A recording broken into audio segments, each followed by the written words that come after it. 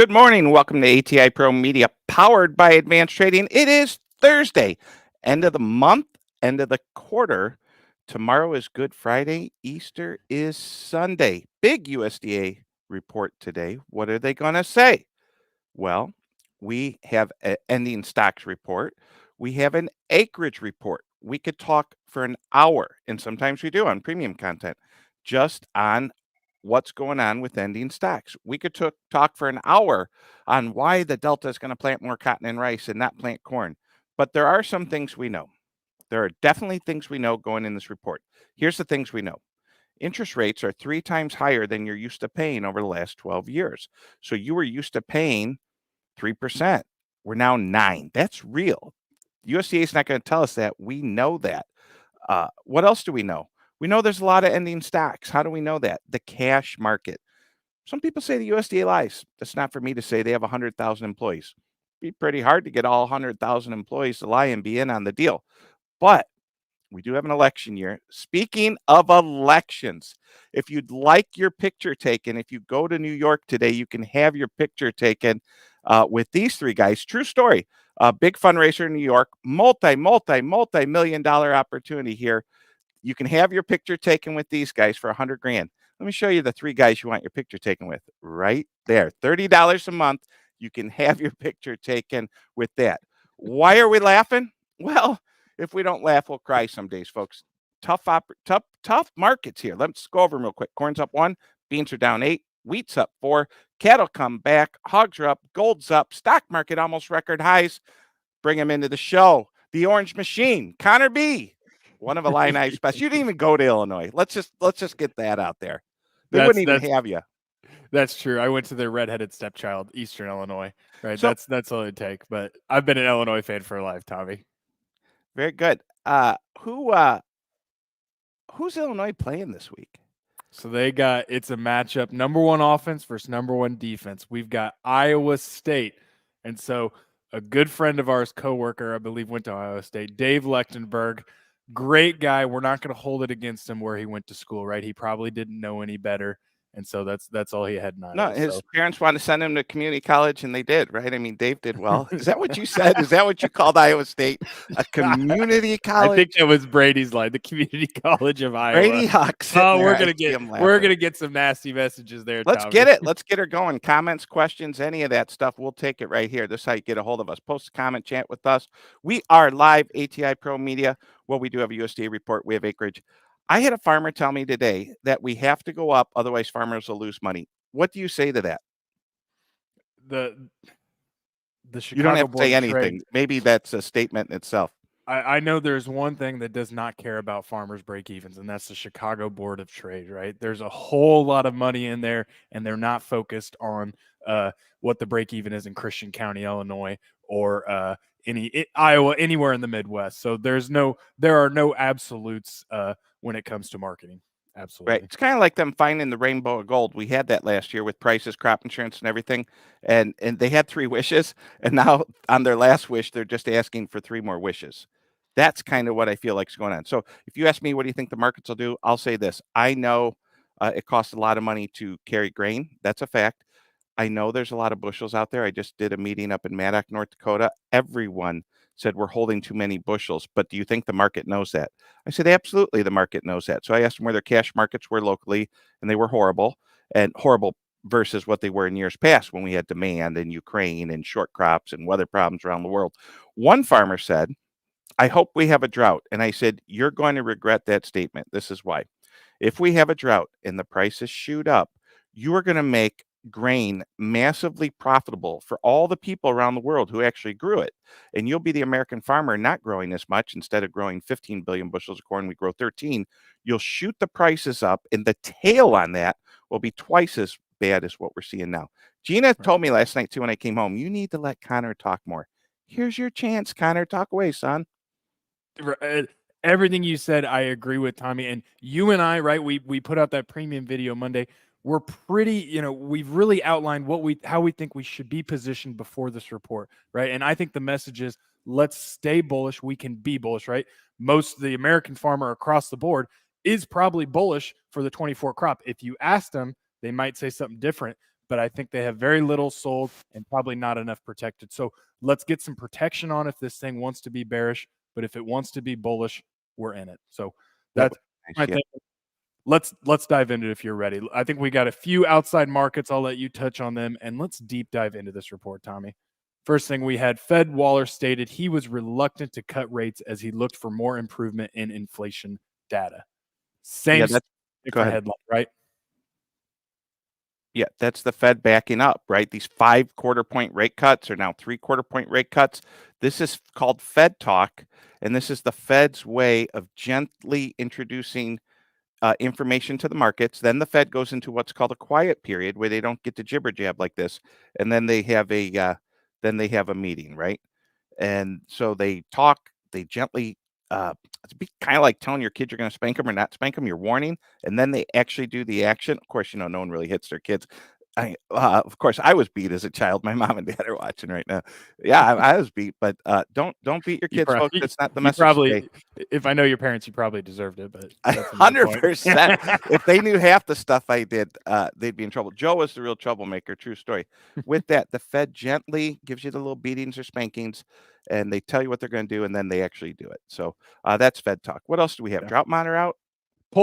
I wasn't going to pull it up because I thought we've got a long time to talk drought and weather, but I want to look at this material change. And I see Joe pull that comment up. It's a perfect segue into this. But looking at the drought monitor and how it has changed week on week. So we've seen that precipitation right up north, Tommy, where you were. I think they got some snow, right? If not, it was cold.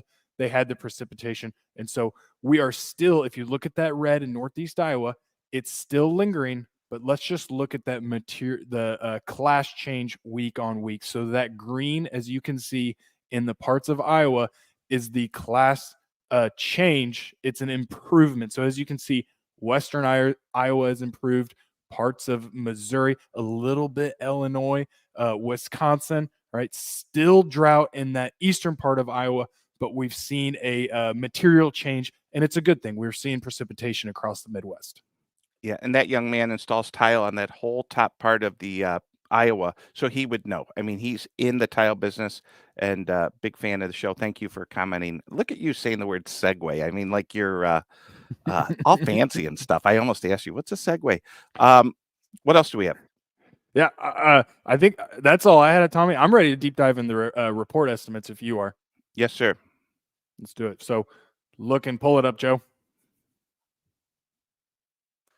There we go. So look, first we're going to start with perspective planning. So that's really what's getting the headlines. What is the USDA going to say for corn, soybeans, wheat, and cotton acres? Okay, this is a survey-based report, right? A month ago, they sent out surveys, and then we're going to put it out there. And so right now, average estimates, we're looking at 91.8 million acres of corn, 86.5 million acres of soybeans. And so last year, right, huge corn acre number, 94 million.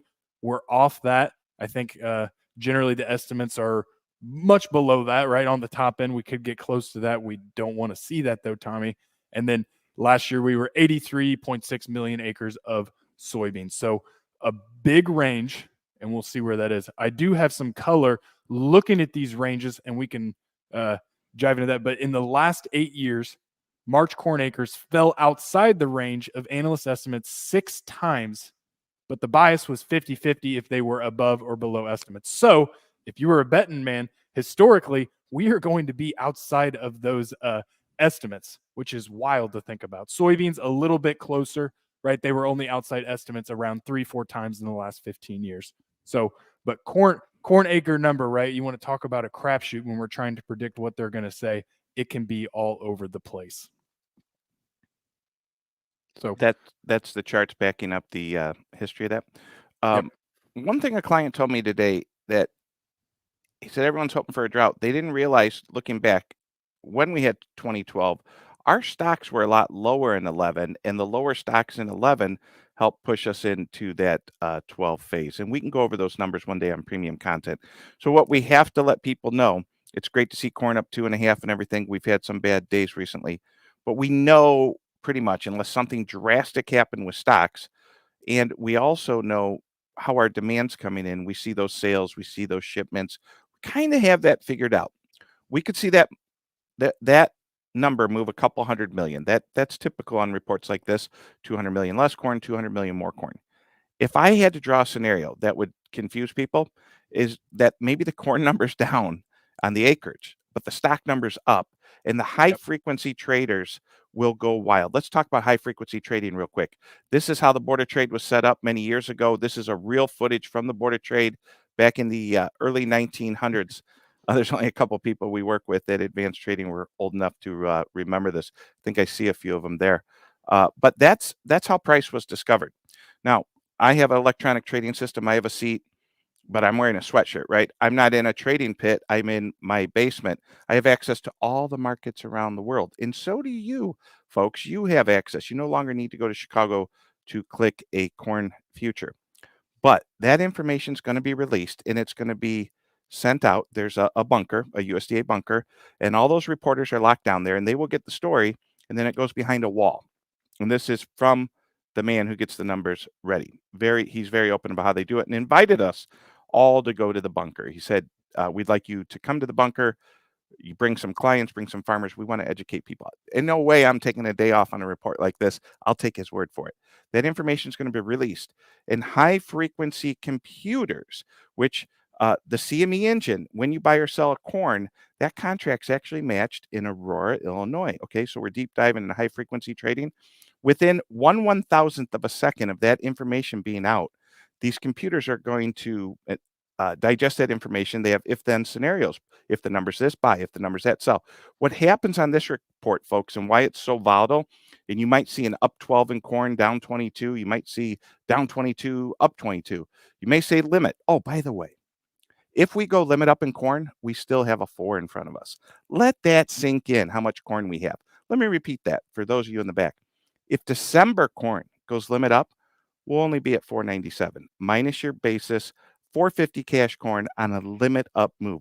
We have too much corn because you're too awesome. Anyway, computers are going to get the number. They're going to go crazy. And you know who's going to be digesting that live? Roll the clip. Who's going to be digesting it live? Post it up, Joe. What do we have going here today? There he is. Look at him. 10:55 live release. Click like, subscribe. Go to the Advanced Trading YouTube channel. That link is up there. Hit subscribe, hit notifications. Yep. We appreciate you joining us. It's free, and we will do our best to dissect that information.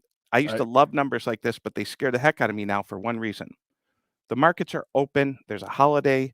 It's going to get a little scary here, folks. Buckle up. Oh, speaking of buckling up, we have that one too. Buckle up, Buttercup. It's going to get volatile. Put it up there. And I got to say, Tommy, when we're going live at 11, I don't know who picked that picture, but don't be afraid to smile. Was it me? It was you. Look at it afterwards. Look at these beautiful teeth. Yeah, like why wouldn't I smile? Yeah, well, I was maybe scared or something. I don't know.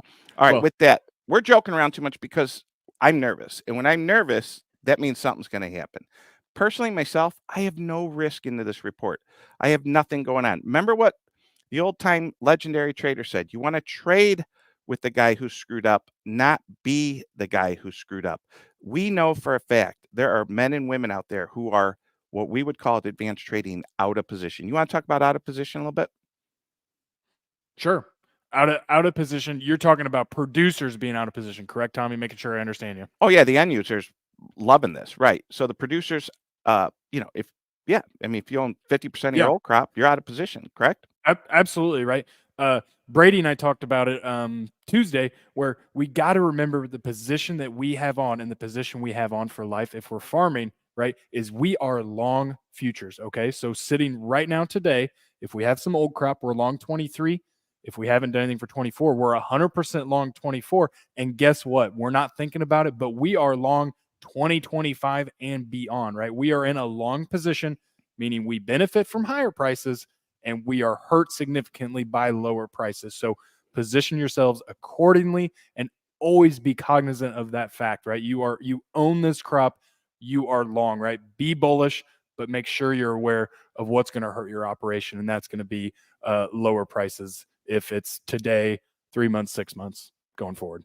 Right. Now, the flip of that is we represent end users, and they may have they may be looking to buy a limit down move because they can get coverage for 3 months, 6 months, a year. Obviously, us on the farmer marketing side, for every 100 people I work with, uh, one needs to buy it, 99 need to sell it. So if I work with a seed company, they'd be a buyer.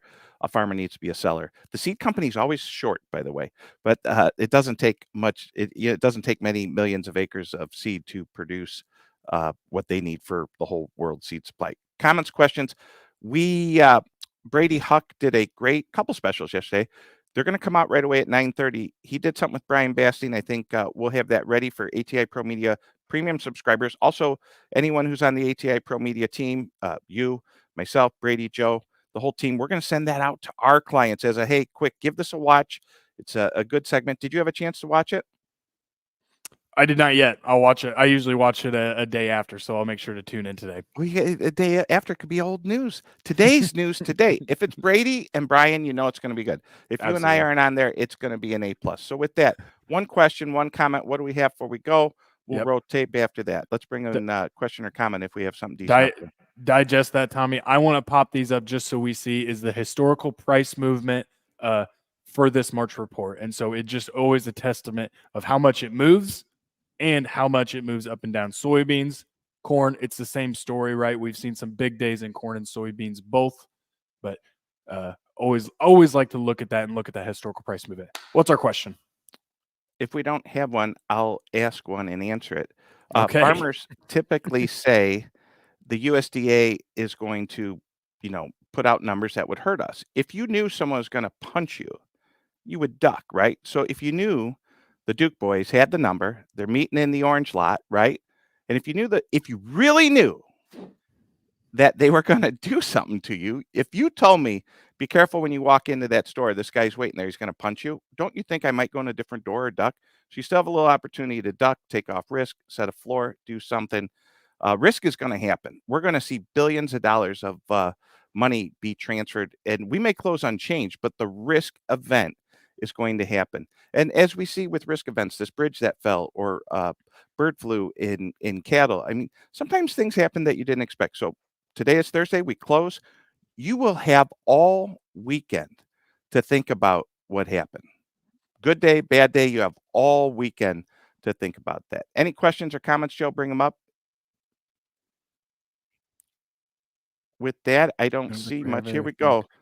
The numbers are wrong. Is that what farmers say? You heard it from the source. Brady Huck says the numbers are wrong. We're not sure. He's not specifying Brady what Huck, numbers or he's what's hanging wrong. out in his mom's basement down there with the ATI Pro Media sign. Look at him. Look at him. Look at this guy. Proud of yourself? Look at this guy.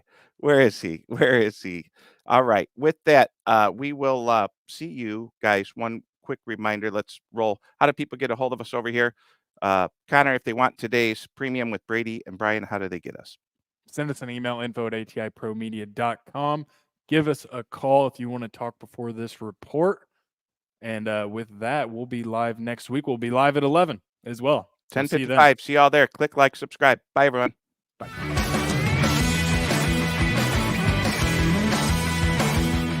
Thanks for joining us. We're here every day, 9 a.m. Central. Don't forget to like and subscribe. We'll see you next time.